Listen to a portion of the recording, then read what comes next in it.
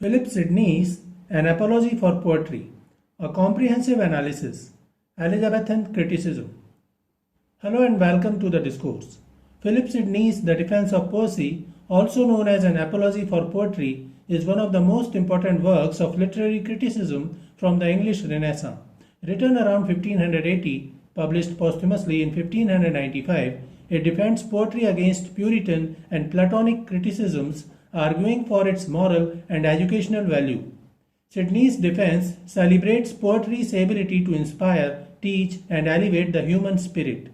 In this work, Sidney highlights humanist ideals while merging Aristotelian mimesis, imitation, with Horatian dulce et utile, delight and instruction, emphasizing poetry's role in shaping virtuous citizens. He aligns poetry with divine inspiration, for example, biblical psalms, countering Puritan claims. While examining the Puritanical objections against poetry and drama, poetry corrupts, Sidney shifts the accusation and claims that abuse comes from bad poets, not poetry itself, just as a sword's misuse does not condemn the weapon. He laments the poor state of English literature during his time, criticizing unrhymed, verbose translations and clumsy dramatic conventions that ignore the unities of time and space while mixing comedy and tragedy without purpose. Yet he praises Gorboduc, early English tragedy, and Chaucer's Troilus and Criseyde. Purpose and historical context. Philip Sidney wrote An Apology for Poetry, also known as The Defense of Poesy, around 1580, though it was published posthumously in 1595. The work was composed in response to the growing Puritan criticism of literature, particularly attacks from figures like Stephen Gosson, whose polemic The School of Abuse, 1579, condemned poetry as immoral and frivolous. Sidney, a prominent Elizabethan courtier and poet, sought to defend poetry not only against Puritan moralists but also against the classical objections raised by Plato, who had banished poets from his ideal republic for promoting falsehoods. Sidney's apology is structured as a classical oration, blending logical argumentation with eloquent persuasion. He begins by humorously noting society's hypocrisy. While many scorn poetry, they still enjoy its pleasures. He then defines poetry as an art of imitation where the poet, acting as a maker, creates idealized worlds that surpass nature. Unlike historians who are bound by facts or philosophers who deal in abstract percepts, poets combine the best of both, presenting universal truths in an engaging and memorable form. Sidney argues that poetry's true purpose is to teach virtue by delighting the reader, thereby inspiring moral action more effectively than dry philosophy or amoral history. He refutes the claim that poetry is mere deception by asserting that poets never pretend their fictions are real. Rather, they use imaginative storytelling to convey deeper truths. Structure and rhetorical strategy. The Apology follows a carefully crafted rhetorical structure mirroring classical models of persuasion. Sidney opens with an exordium, introduction, using wit and anecdote to engage his audience. He then provides a narratio, offering a historical overview of poetry's esteemed role in ancient cultures, from Greek epics to biblical psalms. His propositio asserts poetry's superiority over history and philosophy, while the confirmatio elaborates on this claim with examples from literature. In the refutatio, he systematically dismantles opposing arguments such as the charge that poetry corrupts morals by shifting blame to bad poets rather than the art itself. Finally, his preparatio concludes with a passionate appeal for recognition of poetry's divine and civilizing power. This structured approach not only strengthens his argument but also demonstrates the very rhetorical excellence he champions. One of the central themes in Sidney's Apology is the didactic function of poetry.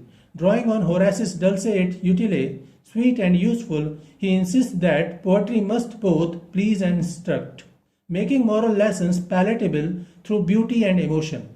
He also emphasizes the poet's role as a creator, akin to a second god who improves upon nature by presenting idealized versions of reality.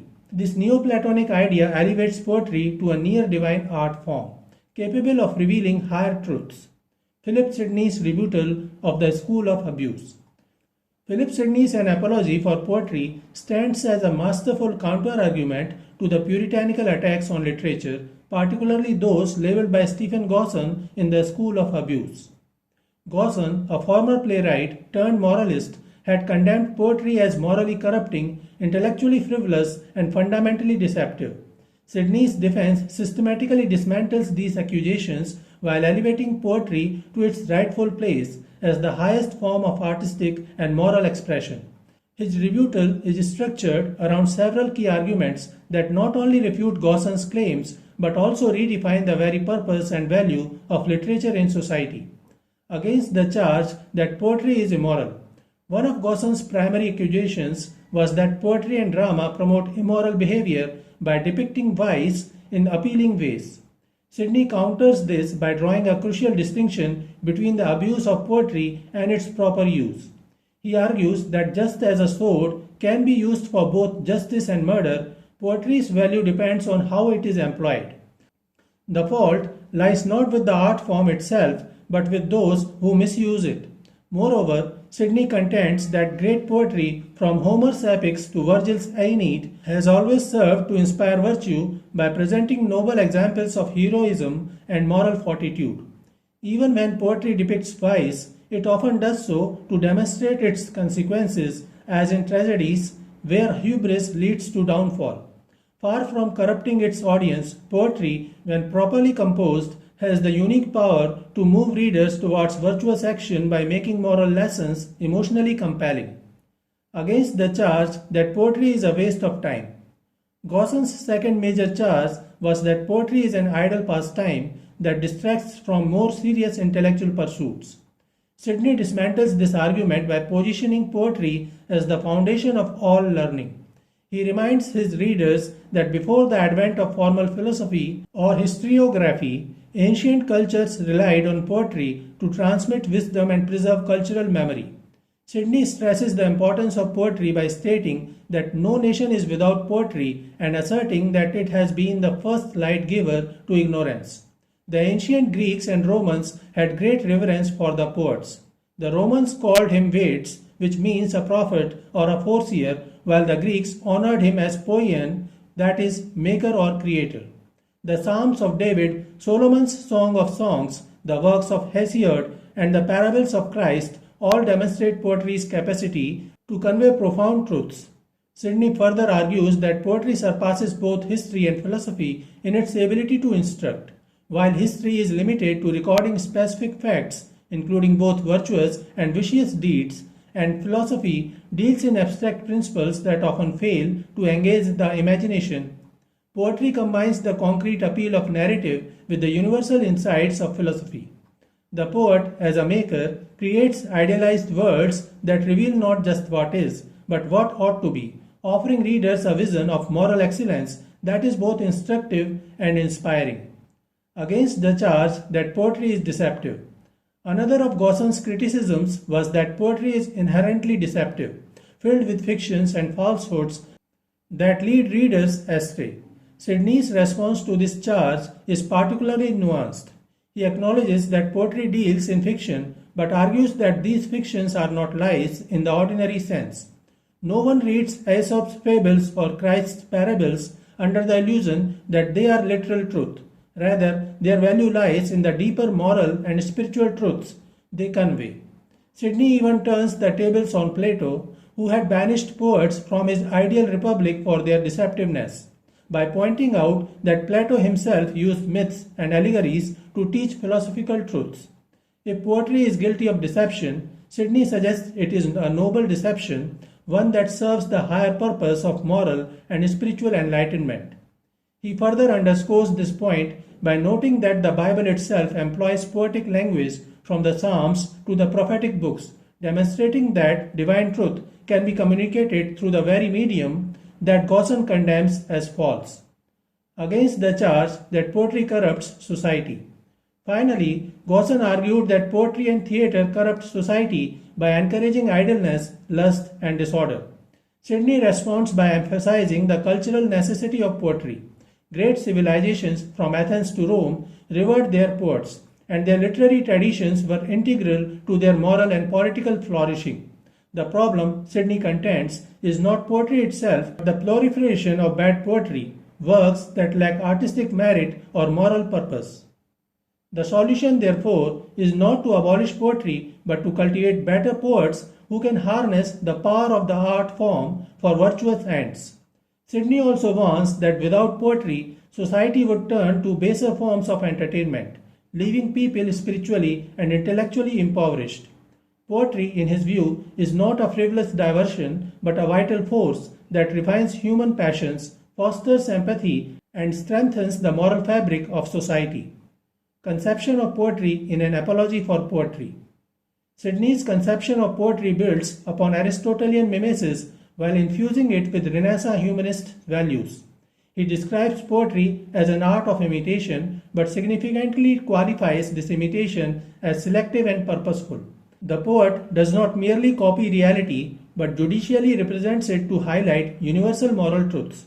This transformative imitation allows poetry to surpass both history and philosophy in its pedagogical effectiveness, where historians must record events as they occurred, including both virtuous and vicious acts, and philosophers deal in difficult abstractions.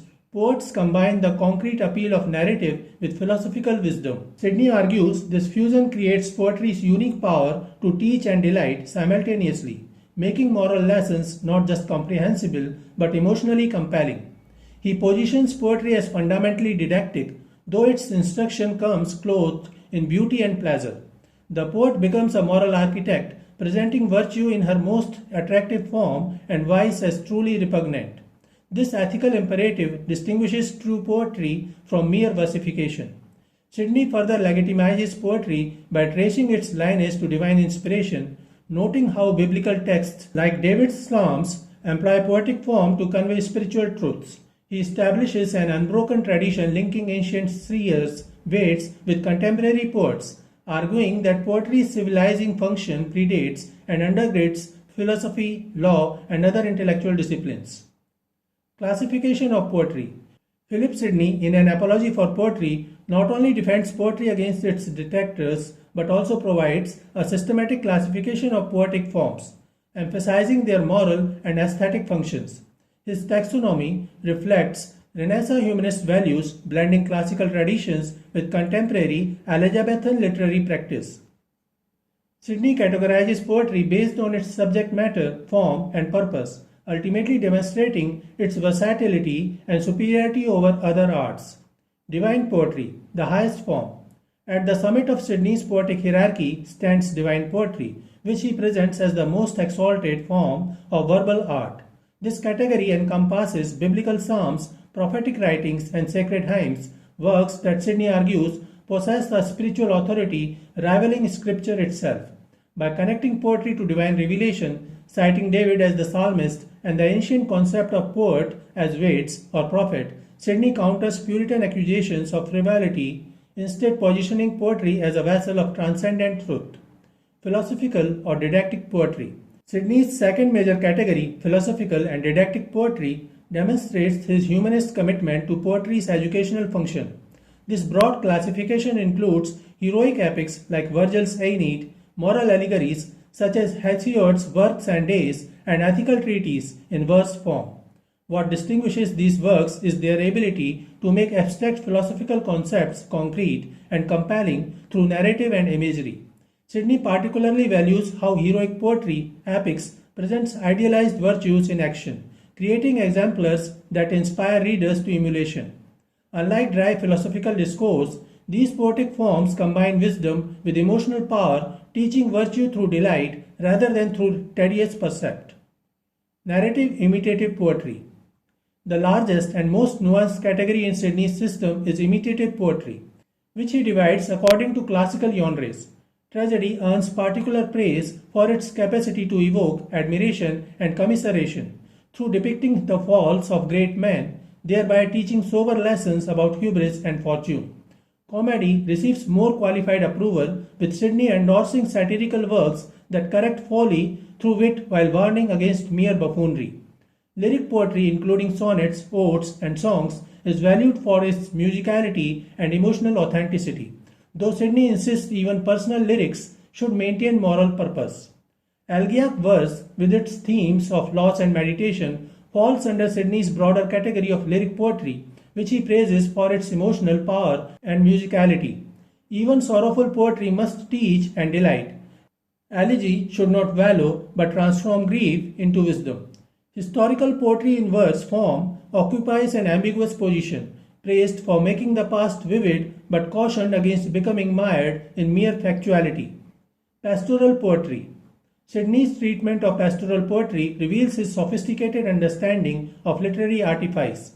Though ostensibly simple verses about rural life, works like Virgil's Eclogues function for Sidney as subtle commentaries on complex social and moral issues. The pastoral mode's apparent artlessness becomes a virtue, allowing profound truths to emerge through humble metaphors. This category demonstrates Sidney's key principle that poetry's value lies not in superficial subject matter but in its capacity to convey universal wisdom through particular images. Satirical poetry. The final significant category in Sidney's system is satirical poetry, which he approaches with cautious admiration. While approving of satire's corrective function in exposing vice and folly, Sidney establishes clear boundaries between proper satirical critique and mere malicious mockery. Iambic verse, traditionally associated with invective and satire, aligns with Sidney's cautious approval of corrective ridicule. True satire must be grounded in moral purpose and execute with artistic control, aiming to reform rather than simply ridicule. This careful distinction reflects Sidney's broader insistence that all legitimate poetry, regardless of genre, must ultimately serve ethical improvement. Criticism.